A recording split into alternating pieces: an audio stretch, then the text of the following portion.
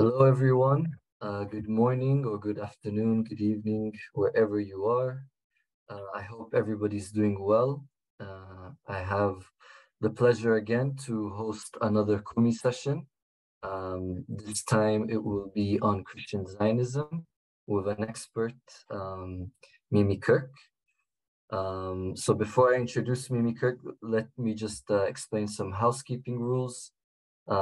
This event, this Kumi Now session will be recorded and is live on Facebook.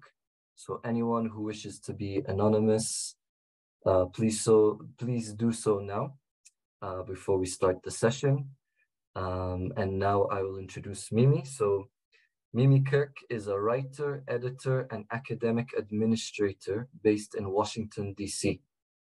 She is an adjunct faculty at the Center of Contemporary Arab Studies at Georgetown University, board president for Americans for Middle East Understanding, and editorial consultant at El Shabaka, the Palestinian Policy Network. She has published on Christian Zionism in Middle East Report and Al Jazeera, among other publications.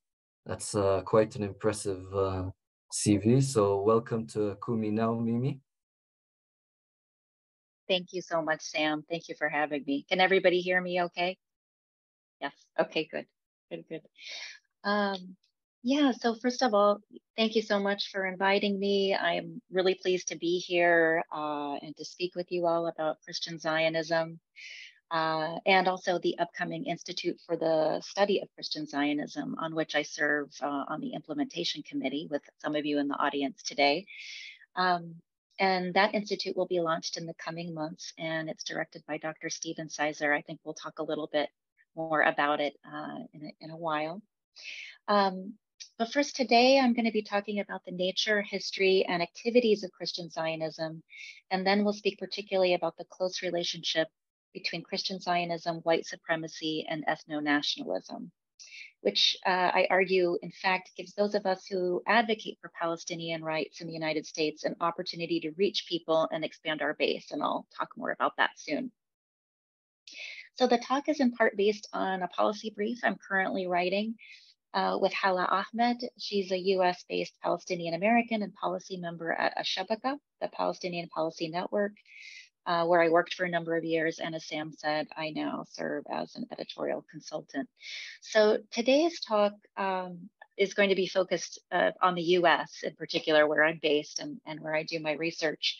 But of course, there's much to be said about Christian Zionism around the world, and perhaps we can talk a little bit more about that in the Q&A. All right, so let me share my screen. Make sure this is working okay. Okay, and I'll see that, I hope. Yeah. Okay.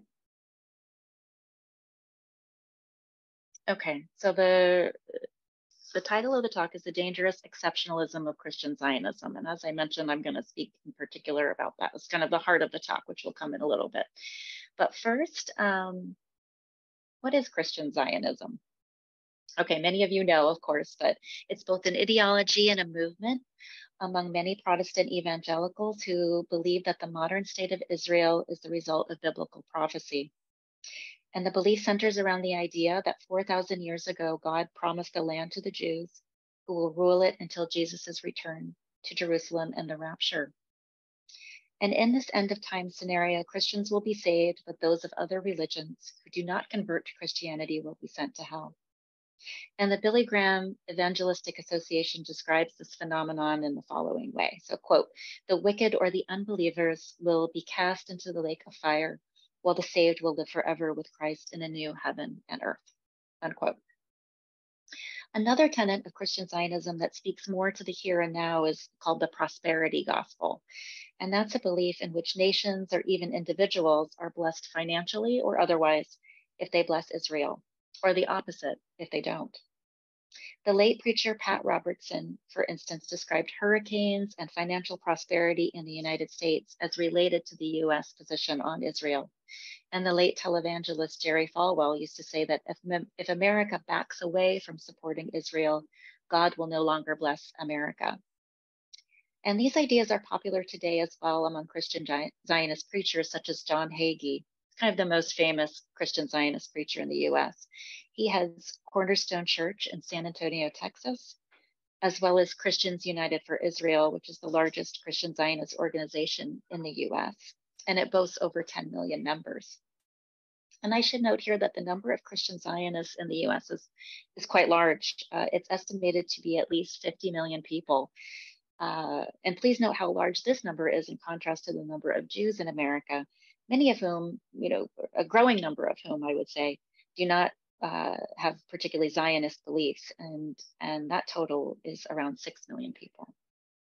So I'm first going to show just a minute or so of a video of a sermon, a recent sermon from John Hagee. This is from June 2023, and it kind of brings these themes together. So just to give you a sense of this. So let me get to the right spot here and play that for you.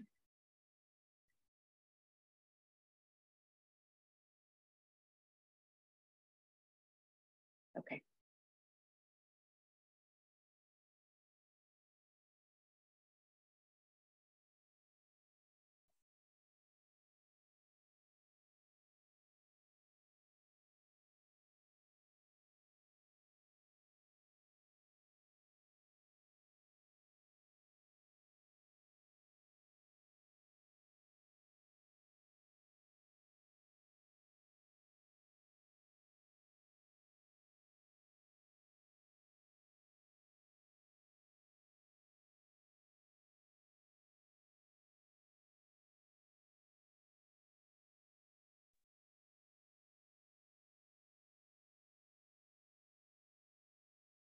There's no sound. Oh no, there's no sound. No, please make you sure can. when you press on more, when you write share sound also, please. Oh, sorry, where do I do that?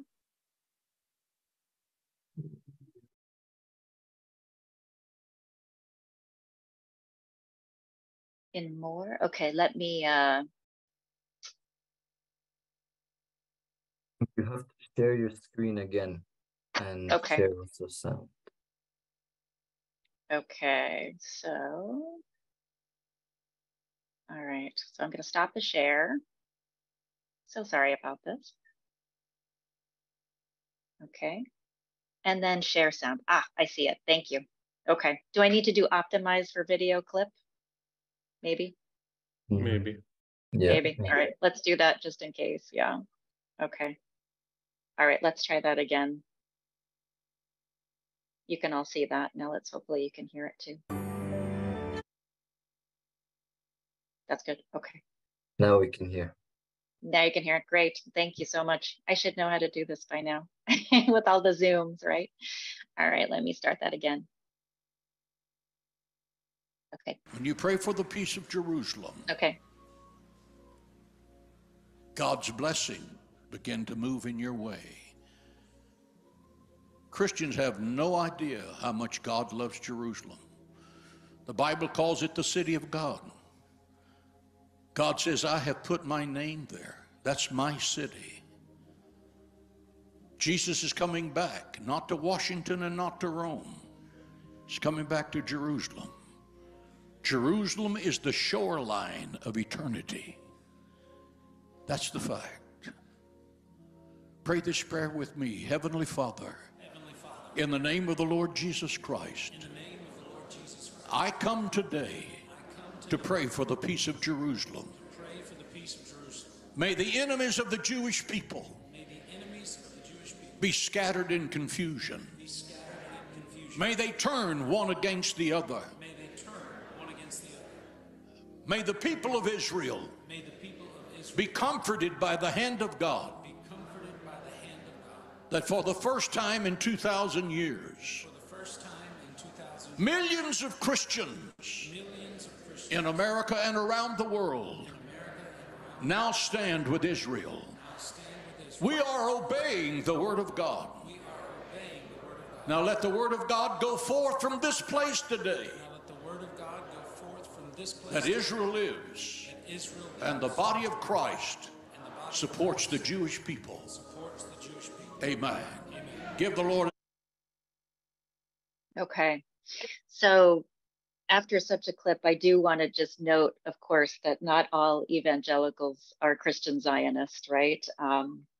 But in the United States, a good majority of evangelicals do. The polling has showed that a good number, the majority, do espouse Christian Zionist beliefs about biblical prophecy and all that Hagee is talking about right here. Now, let me actually. Let's play from this current slide. Let's get that there. Okay. So, and I want to give a definition here of Christian Zionism from Reverend Don Wagner. That it's a movement within Protestant Christianity that views the modern state of Israel as fulfillment of biblical prophecy that's deserving our unconditional economic, moral, political, and theological support. And as such, any sign of Israel growing more powerful and expanding is a sign of the end times approaching. And in such a belief system, anything or anyone that challenges the Israeli settler colonial project, including Palestinians, of course, whether Muslim or Christian, is a roadblock to Israel and the Jewish people, as Christian Zionists conflate the two.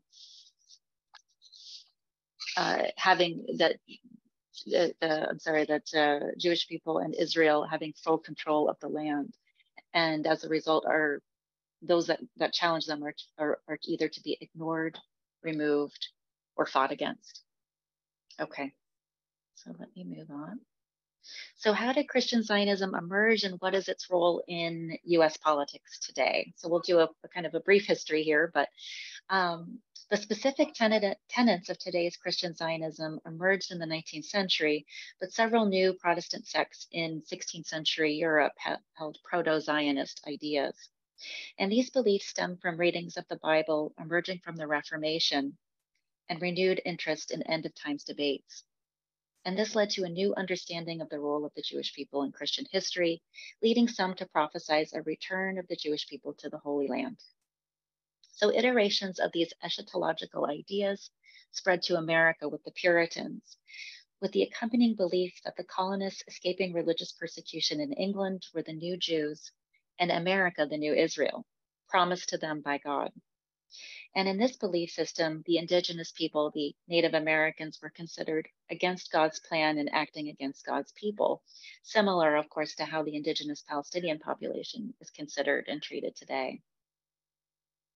So the mid-19th century began to see these beliefs realized through the influence of the evangelist John Nelson Darby, who, through missionary tours across North America, popularized the end of times narrative and Jews' role in it. In 1891, fellow preacher William Blackstone petitioned U.S. President Benjamin Harrison to consider Jewish claims to Palestine as their, quote, ancient home. And this was 5 years before Theodor Herzl, who's known as the father of modern political Zionism, called for a Jewish homeland. Subsequent influential evangelists, such as Cyrus Ingersoll Schofield, preached how the first telltale sign of the world coming to an end would be Jews returning to the Holy Land. And Schofield's widely read 1909 annotated Bible proclaimed these tenets, and this is just one of the publications, one of the issues of that book. This is actually from 1937. It's just a cover of that Bible. Okay. So Christian Zionists, as well as evangelicals more broadly, tended to remain apolitical throughout much of the 20th century. But the social upheaval and rights movements of the late 1960s in the US spurred them to attempt to stem progressive societal changes through political action, particularly after the 1973 Roe versus Wade decision, in which the Supreme Court legalized abortion. So as a result, a constituency was in place for Jerry Falwell's 1979 Moral Majority Platform, which opposed abortion, the Equal Rights Amendment, and gay rights, among other progressive issues, and supported increased defense spending, anti-communism, and robust U.S. support for Israel. The 1980 election of evangelical-friendly Ronald Reagan and his close relationship with Jerry Falwell and similar conservative Christian leaders.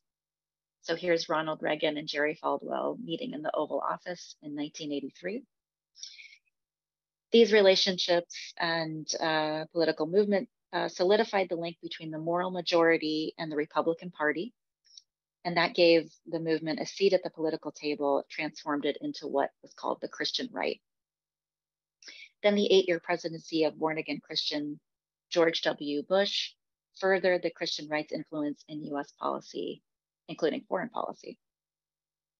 So this merging of religion and politics, as we know, came to a head in the Trump administration. While Trump himself, of course, does not purport to hold evangelical beliefs, he carefully catered to his white evangelical base, with around 80% of this group voting for him in 2016 and in 2020. And he solidified their support through his US embassy move to Jerusalem, which dangerously signaled the city as Israel's capital, as well as his support for Israeli settlements and, of course, Israeli annexation of the Golan Heights and the West Bank, and through the choice of Mike Pence as vice president and Mike Pompeo as secretary of state. Both men are avowed Christian Zionists. So I want to show you another clip here. And this is from the US Embassy opening in Jerusalem in May 2018. John Hagee spoke at this, as well as another pastor, Robert Jeffress, who's a Christian Zionist minister who leads a mega church also in Texas and Dallas. So I'm going to just show you less than a minute of this. And Robert Jeffress talks about Trump's role in the moving of the embassy to Jerusalem. Let me get that for you.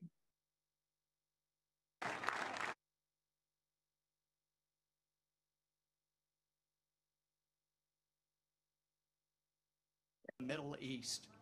And now, Father, as we come to dedicate this embassy in the city of Jerusalem, the city that you named as the capital of Israel 3,000 years ago, we want to thank you for the tremendous leadership of our great president, Donald J. Trump.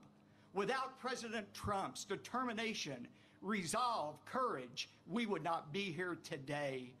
And I believe, Father, I speak for every one of us when we say, we thank you every day that you have given us a president who boldly stands on the right side of history, but more importantly, stands on the right side of you, oh God, when it comes to Israel. Okay. So with Trump out of office now, at least for now, it's tempting to think that these influences have lessened. And in some ways they have, right? With certain figures out of office. But the strength of an organization like Kumi and its Christians United for Israel and its adherents continues. And it's important also to note that the Biden administration has not really reversed Trump's moves, such as the embassy relocation, and is a firm supporter of Israel. Biden himself has called himself a Zionist. Okay. So how does Christian Zionism support the Israeli settler colonial project? So there are many ways, right? There are many ways that Christian Zionists support Israel to the detriment of Palestinians and Palestinian rights, through lobbying US Congress, through donations to and work on settlements. There's a really interesting documentary, if you haven't seen it, Till Kingdom Come, from 2020, that shows how an impoverished evangelical community in Kentucky gathers its meager resources to give to Israel. It even, the parish even has the children of the parish collect spare change for Israel. And in one scene, it gives a check for $25,000 to an organization that helps Jews immigrate to Israel, supports IDF soldiers, and provides resources to settlements. But today I want to look at archaeology as a particular example, as it's an area I've been conducting research in. I'm going to look at one archaeological site called Tel Shiloh in the West Bank. It's an example of how Israel and Christian Zionists work together to legitimize, I should say, the theft of Palestinian land and the dispossession of Palestinians through a spurious focus on the traces of ancient Jewish history at the expense of traces of other peoples also found in the archaeological record. And this bolsters the argument that the land, quote, belongs to Israeli Jews who are simply returning to a home that was and still is theirs. So the site of Tel Shiloh, it's about 15 miles north of Ramallah. is located on privately owned Palestinian land, and Palestinian families farmed and lived there until the early 1980s, when the Israeli state evicted them to begin archaeological excavations. And Tel Shiloh is now situated within the borders of the Jewish settlement of Shiloh and is managed by settlers. Texas-based Christian Zionist archaeologist Scott Stripling began excavating at Tel Shiloh in 2017 and reports that the Israel Antiquities Authority invited him to dig there. So I should note that Christian Zionist archaeologists like Stripling are often allowed to dig in the West Bank, whereas they're not as easily granted permits to work on the other side of the Green Line. And their findings are then taken by Israel, moved to storage units in Israeli settlements and to Israeli museums and universities.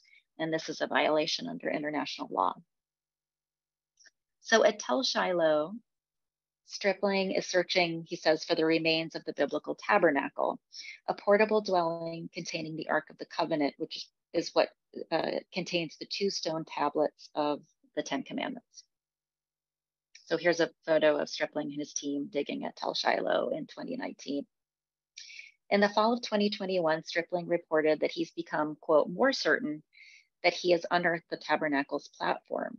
But such a finding is extremely unlikely, in fact, probably impossible. Suzanne Schultz, Southern Methodist University professor of Old Testament, told me a few years ago when I interviewed her that properly credentialed biblical scholarship does not assume the historicity of anything prior to King David, which is circa 1010 to 970 BCE, before Christ. That Stripling projects biblical stories into the historical record exposes him as a Christian fundamentalist. That's the origin of his drive to do archaeology at Tel Shiloh. Moreover, the main substantiated findings at the site are primarily Christian and Muslim, such as Byzantine churches, including those that became mosques during the Arab period. So here's just one of those. This is a reconstructed Byzantine church, 350 CE.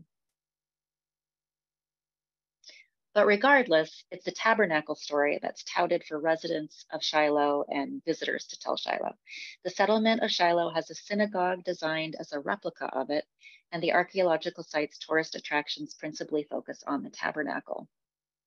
An AV presentation prepared for visitors exemplifies the site's ultra-Zionist and Christian Zionist-friendly messaging. The presentation depicts Shiloh-related biblical stories, beginning with the construction of the tabernacle and including the wars between the people of Israel and the Philistines. The war story shows the tribes of Israel separating rather than uniting in their fight. And Emek Shava, an Israeli NGO that works to ensure that ancient sites are for all people, regardless of faith or ethnicity, has reported on this messaging. So they talk about this presentation. So the act is presented as a moral transgression, even though it was based on a majority decision. The underlying message is that even a majority decision to cede parts of the land of Israel is immoral and undermines the unity of the people.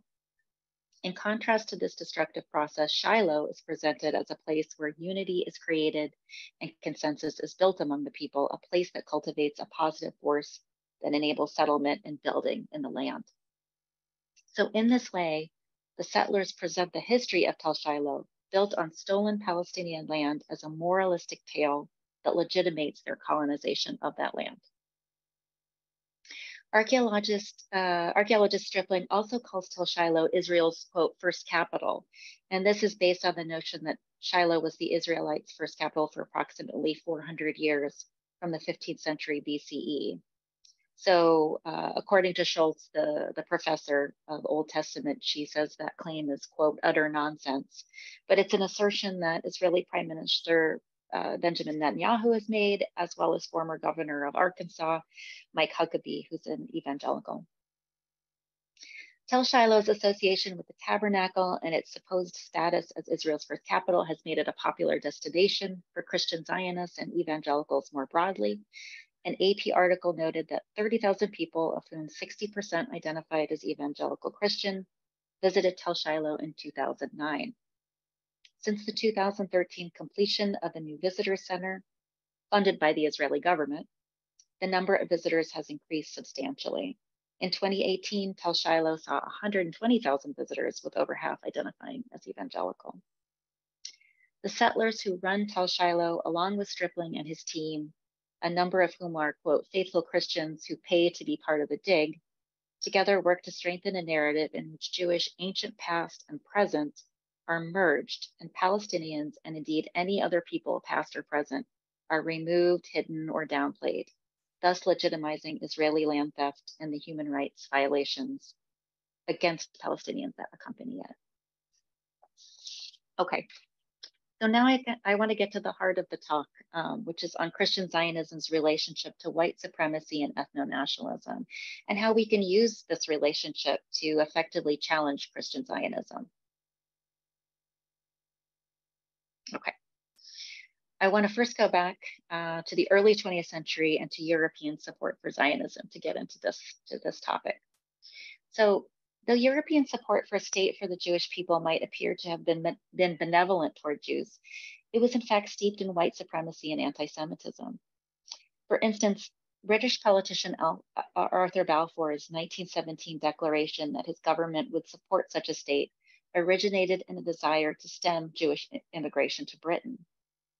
He wrote in 1919 that the Zionist movement would, quote, mitigate the age-long miseries created for Western civilization by the presence in its midst of a body which it too long regarded as alien and even hostile, but which it was equally unable to expel or to absorb. And of course, that body is the Jewish people. The Palestinian-American analyst Yusuf Munayyer has noticed that this white supremacist and ethno-nationalist ideology then found a home in Israel, writing that, quote, the tension between ethno-nationalism and equality is equally present today between the Jordan River and the Mediterranean Sea. Today, it is Israel that views Palestinians as, quote, demographic threats. It should therefore come as no surprise that while contemporary white supremacists declare a desire for Jews to leave, quote, white societies, for Israel, they also proclaim admiration for Zionism and its manifestation in the Israeli state. Richard Spencer, a leader of the alt-right movement in the United States, which espouses a white ethno-state, has called himself a white Zionist, quote. Okay, and I want to show you, this is an interview that Richard Spencer did a few years ago with an Israeli television station. Haaretz put this video together, but you can hear what he says. So let me get that going here. I mean, you could say that I am a white Zionist.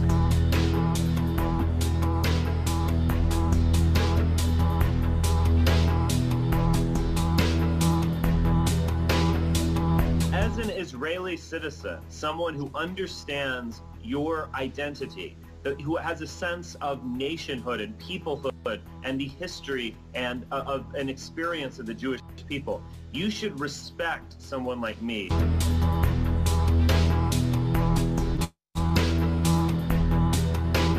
I care about my people. I want us to have a secure homeland that's for us and ourselves, just like you want a secure homeland in Israel.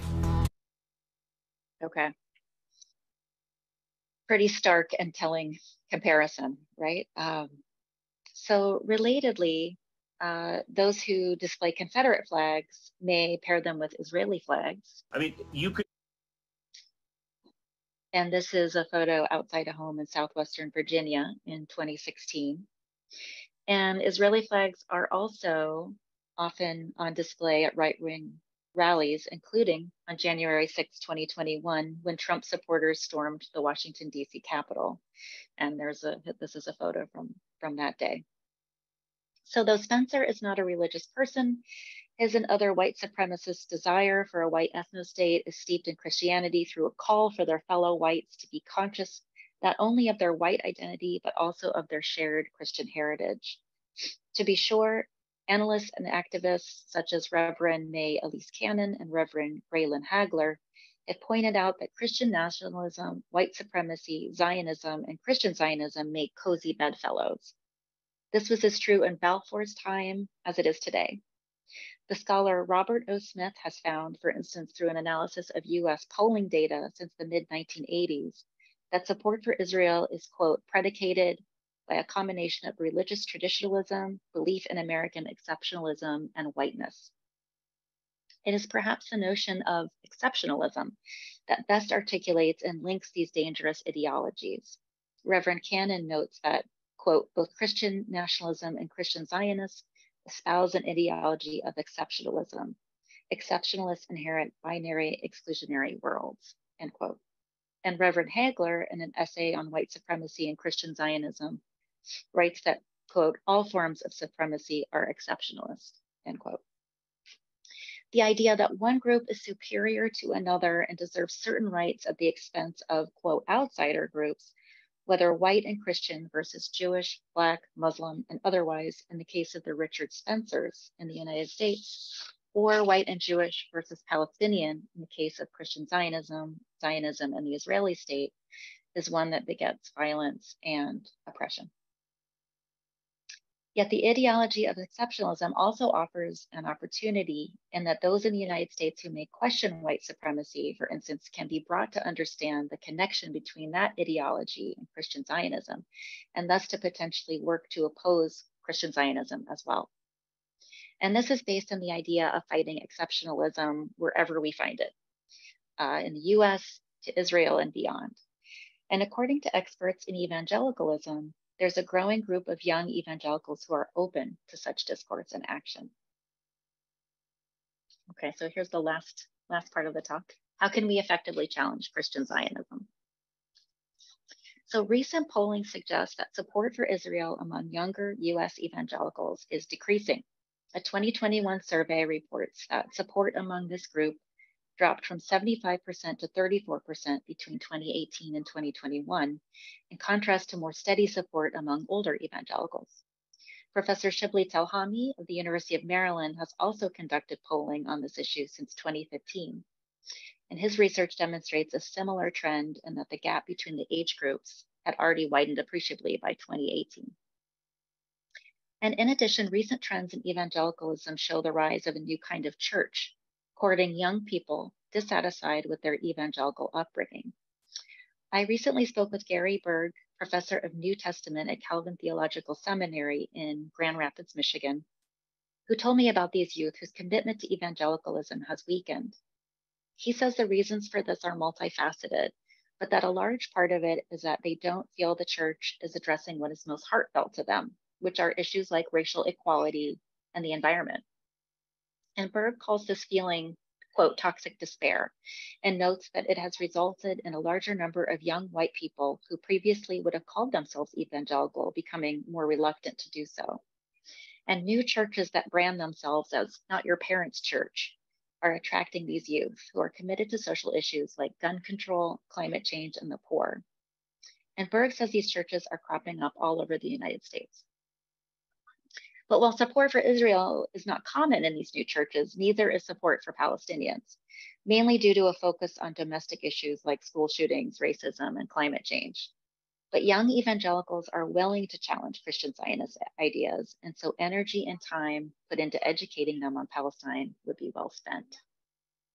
And mainly this would mean bringing diverse groups together to work against the Israeli settler colonial project. And another quote from Reverend Wagner, Don Wagner said recently to me, the face of Zionism is alienating a growing number of progressive Jews, particularly Jews under 40, progressives, and social justice-oriented evangelicals, with Netanyahu taking Israel deeper into militant Zionism. So how do we capitalize on this moment? And I'm just going to, the piece that I'm working on is a number of policy recommendations, and I'll just offer a couple of them in conclusion.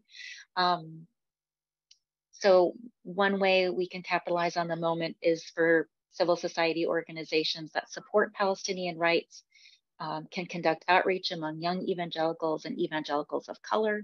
Evangelicals of color are generally more even-handed in their views on Israel and Palestine.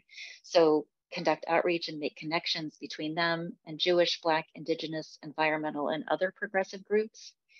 And this outreach must necessarily stress the ties between Christian Zionism, white supremacy, ethno-nationalism, and anti-Semitism, creating understanding and subsequent opportunity for these groups to work together toward Palestinian rights, as well as other progressive anti-racist causes.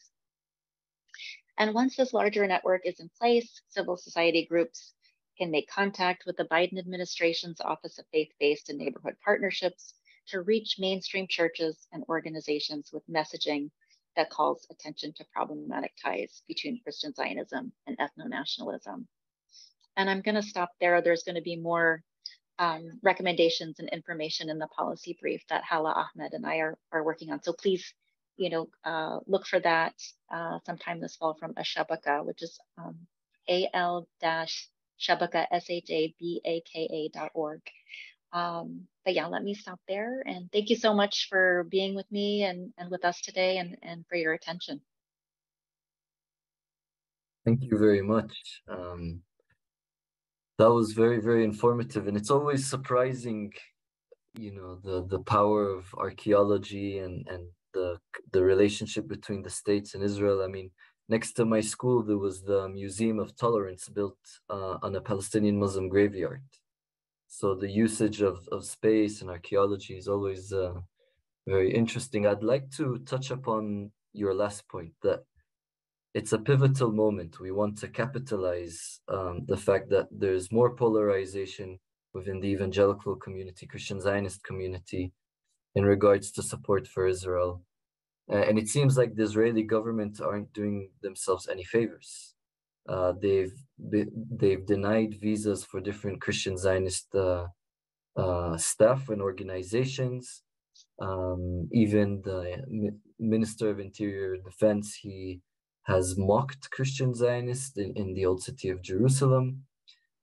It seems like they have a very different approach and understanding than someone like Benjamin Netanyahu, who's always been a big supporter and recognized the strategical value of having the Christian Zionist lobby.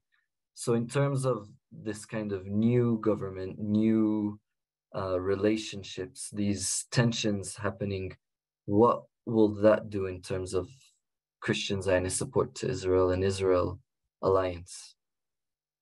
Yeah, this is a great question, and this is another opportunity, I think, right? And when we were talking a little earlier before we started the webinar, was talking a little bit about, I know there was a bill put forward earlier this year by United Torah Judaism, members of that party, that was to punish people by jail time for proselytizing. And this was the evangelical community in the U.S. was very concerned about this. And it's actually a bill that has been sort of symbolically put forward by that party, every year, but it never goes anywhere. But it never had gotten so much attention as it did this year. And I think it's because evangelicals in the U.S., Christians in the U.S. are more concerned because of the rising power of this right-wing, these right-wing religious fascists really within the coalition. In that case, Benjamin Netanyahu very, very quickly tweeted, we will not punish Christians, or, something to that effect. So he kind of, put a lid on that. But it is a moment, I think, where, and it's another policy recommendation, I think, is that it provides an opening, I think, for advocacy among Christians who may not have questioned allegiance to Israel before. It's another note I had here that civil society organizations should educate progressive and mainstream Christians about this trend and its relationship to ethno-nationalism and apartheid more broadly. So it's a great question. Thank you. There's an opening in general because increase of attacks on Christian churches, on Christian organizations, Christian people, Palestinian Christians, but more Christians in general, has kind of really dirtied Israel's image to the West and to their Christian partners, that there isn't religious freedom. So there is definitely, I can really see that point of having a new advocacy opening and building on that. And this is actually a very interesting question. And it's, do Roman Catholics agree with Christian Zionism?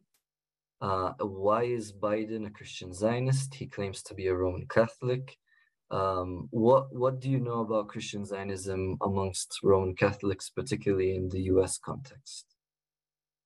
That's a great question. I don't know that Christian Zionism is something that is found among Catholics. Biden himself is Catholic, but he says he's ideologically Zionist, not Christian Zionist, just meaning that he supports wholeheartedly Israel's.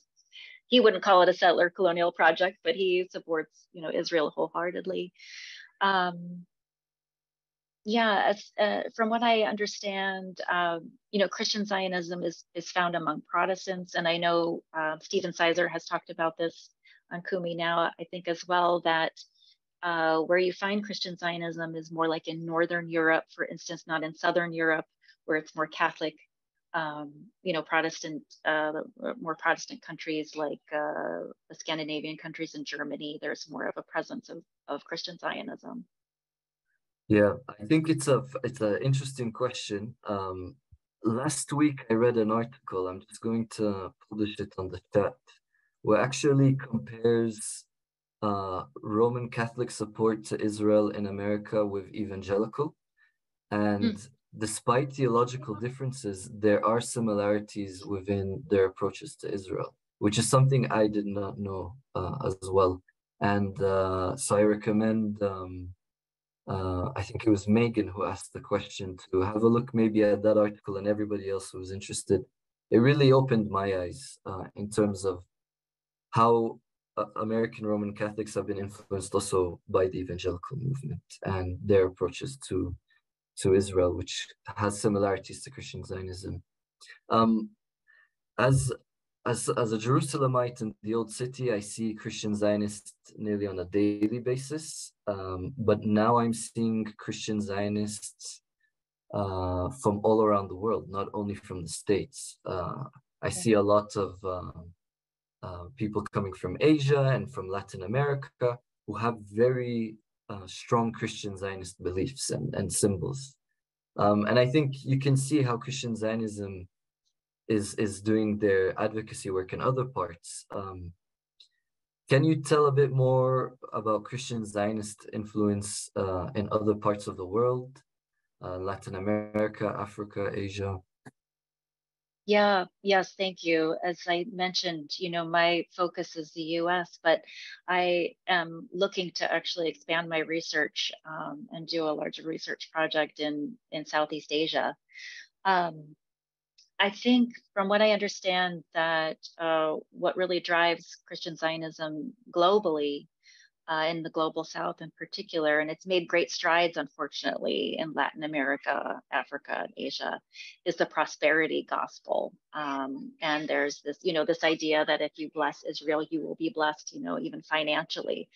And that through televangelists, this has reached many in the global South, and we're seeing the effects of that.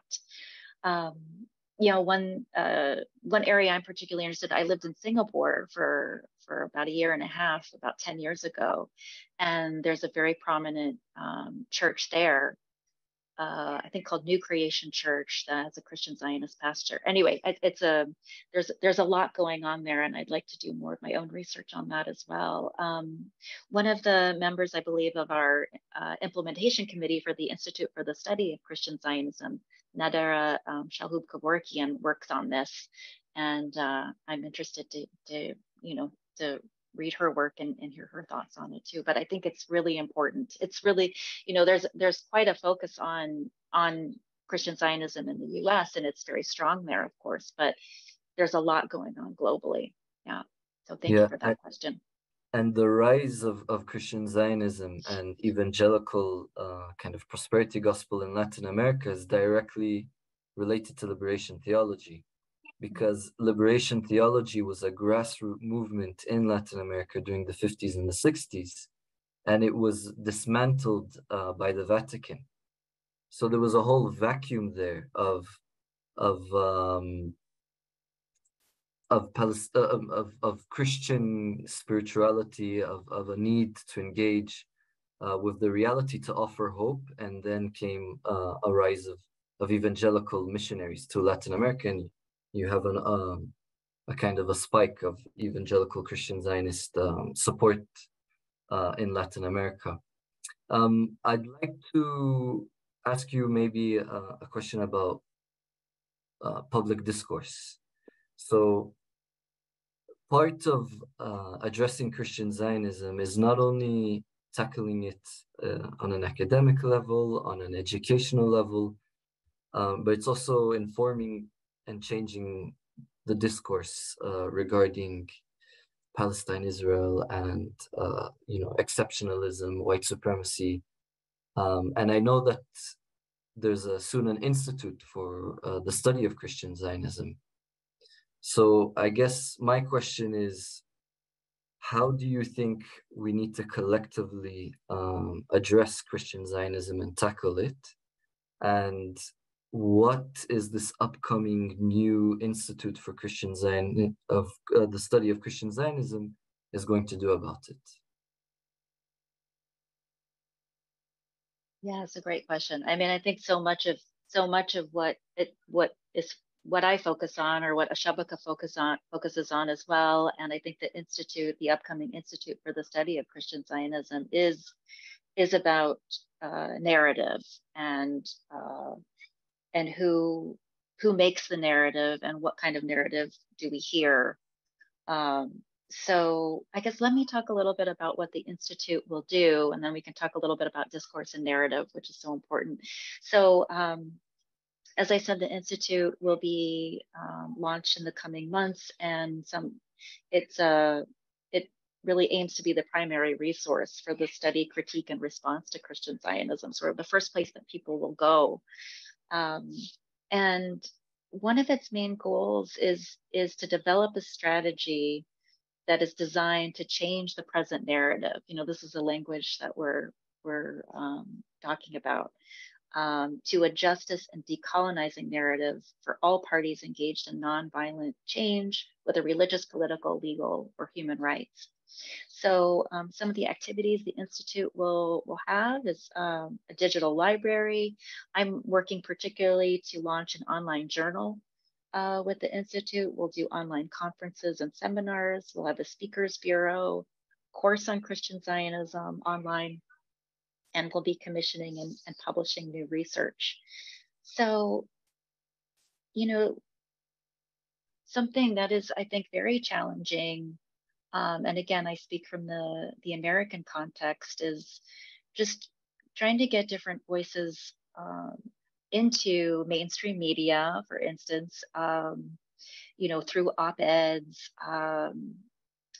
and different articles, being on, radio, TV, etc., and webinars, and I think that in part, that is going to be one of the main goals of the Institute is to get those voices out there that critique Christian Zionism and do so in a sophisticated way, academically, theologically,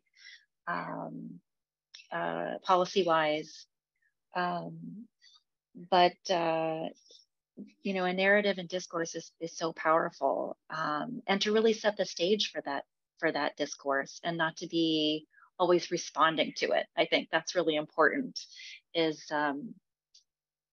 so often in the U.S. We're responding in kind of a defensive way, those of us who advocate for Palestinian rights, but to set the stage, to set the discourse of, this is what's happening. This is what Christian Zionism is. This is, how one critiques it quite easily, theologically and human rights wise. So it's really important question and important work. And to do so collectively, I think too, I want to mention that, to really work with like-minded organizations, with Jewish Voice for Peace, or U.S. Campaign for Palestinian Rights, or Americans for Middle East Understanding, or indigenous rights groups, environmental groups, Black Lives Matter, to really work against exceptionalism wherever we see it. Yeah. Yeah, and it seems to me, from those that I've known who have came from a Christian Zionist background and changed, it's questioning their whole identity and narrative that they've grown up. And I think that's where it leads to the intersectional approach of questioning your masculinity, questioning your class, your positionality, where you grew up, the different narratives that you were brought into. And actually, a lot of Christian Zionists who come to Palestine and see the land, and I don't like to say the word converted, but they change their perspective, especially regarding their Christian Zionist perspective. They also change their perspective regarding the settler colonial context of the states. So having that kind of intersectional collaborative approach can be something very powerful. I would like to maybe briefly address this something more recent, which people are now saying that there's a new Christian Zionism. And if you look at different Christian Zionist organizations, they adopt that kind of language. We represent something new. We hold into a different kind of Christian Zionism, which rejects their dispensational past. So rather than believe in a typical sermon of John Hagee, opening the book of Revelation and saying that the end of the world is soon going to come, it's the dispensation of grace. This new Christian Zionism is saying, no, we don't subscribe to dispensationalism. What's your thoughts on this kind of new Christian Zionism? Yeah, thank you for bringing that up, because it's important to bring to note that John Hagee is kind of the classic Christian Zionist messaging, but there is this sort of new Christian Zionism that kind of elides the eschatological elements of Christian Zionism. And to me, my sense of it is that it results in the same policies, right? The same activities, the same effects on Palestinians. But it just is, it seems like a less, it's more palatable, perhaps, or aims to be more palatable in its discourse, going back to discourse. But the actual outcome of new Christian Zionism is very similar. Of course, you see the Israeli state and Christian Zionists, working together, as I talked about today in archaeology, but in so many ways.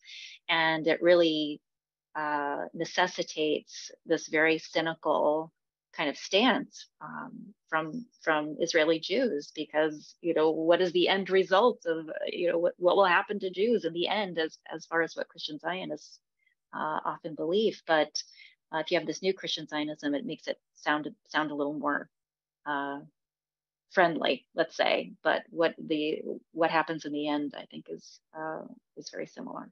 Yeah. But I'd love to hear more from others on that too. Yeah, thank you. There's a great question here that relates exactly to your to the topic you spoke about, which is white supremacy and Christian Zionism.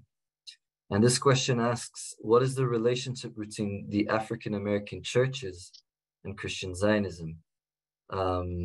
Sadly, I think the African American community and Palestinians naturally have an inclination to be allies, but we do see a large segment of the African American community, and especially the churches, who are Christian Zionists. Yeah, what is that relationship looking like?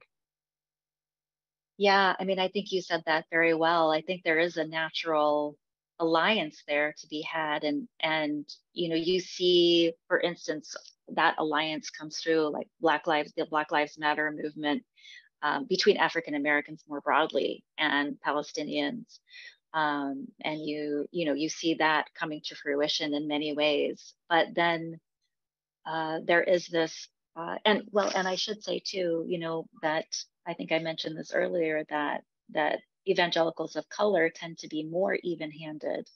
This is the polling has shown this, more even-handed towards Israel and Palestine. But there is still I think, as you say, Sam, that there are a good number of African American churches that are Christian Zionists. But I would say maybe my only comment on that would be that is a good. I think those would be excellent places to do outreach. I think. I think actually in those policy recommendations, reaching out to young evangelicals and evangelicals of color, Christian Zionists of color, and young people would be energy and time well spent, because I think there is a natural alliance there, whereas maybe less so with other groups. Yeah, and I think focusing on the relationship between white supremacy and Christian Zionism can be really potent in terms of the outreach to African American churches. Absolutely. And well said. There's always every annual year when we remember Martin Luther King. There's always a big divide between Martin Luther King, the one that was a Christian Zionist, which he was in large respects, and the Martin Luther King that advocated for justice for the oppressed and reconciliation. So I think it's another interesting topic to uncover and to discuss between, even anti-Blackness within the Palestinian camp and anti-Palestinian in the African American camp as well. So there's a really interesting dialogue, I think, that could be fostered there. In regards to the institute, the Institute for the Study of Christian Zionism, what's its targets? Is it more an academic? Is it more policy making? Is it organizations? What are your target and decision makers? Yeah, it's a great question. I mean, audience is so important, to really be aware of audience. And this is something that we're discussing right now as we're putting together the different elements of the Institute. But, I think, as I mentioned, the Institute wants to be the primary resource. And I think that means for students, churches, policymakers, civil society organizations, I mean, in general. And I think what our work is right now is to try to tailor our activities probably to different groups, as we put them together. But, to have the most impact possible, I think. But again, to be sort of the place to go if you want to learn about Christian Zionism. There's also christianzionism.org, which is a very good resource. So I want to mention that as well. But this will be something a bit different. It'll be its own institute, so not just the website. Yeah, I think just to kind of reflecting on the last question on the link between white nationalism and Christian Zionism, it is also a link to capitalism. It's this idea of the link between prosperity gospel and if you bless Israel, you'll be blessed, and if you do the right deeds, you'll be into heaven in the rapture. I'm just thinking out loud. I think there's even more ways of involving more thoughts, more people that are anti-capitalist into the conversation of Christian Zionism, rather than only focusing on hermeneutics and how you read the Bible, but connecting it to a more wider dialogue between that. It's just something that I was thinking, and I think something that could be really relevant to the sort of research you're doing. Yes, thank you for that. That's not an area I haven't gone there, but I think you have a great point. I mean, and even just thinking about the scene in the documentary Till Kingdom Come, where this Kentucky community has been decimated by capitalism, and that the jobs were all sort of taken out of the US and went elsewhere, or things have changed and there's nothing left for this community. But they have this idea of, if we give our spare change to Israel, we'll be blessed. And it's very stark in that example. But I think, yeah, there's a lot to be, I think, done theoretically there and otherwise. Yeah, thank you for that. That's a really great point. Yeah. Just before we go, because we're running out of time, what are ways we could be in solidarity and help advocate for the right things in terms of policy, educational? What are different avenues that the people here and us at Sabil can support this resistance to Christian Zionism? Well, I think just involvement here is important in that all that you all do. I mean, for instance, we talked about Christian Zionists that you see, Sam, in the Old City in Jerusalem and their tours. I mean, the best thing that can be done, right, is for people to actually see with their own eyes what's going on. So as much as that is possible, I mean, that takes funding and such, but the Sabil's witness trips, Eyewitness Palestine. So getting involved with that and getting involved in any way, I think that you can to change the discourse, whether that means if you're, talking to your neighbors, talking to your family, but also, if you're a writer, you're a speaker, getting out there as much as you can. Yeah, but I think just any way to battle against the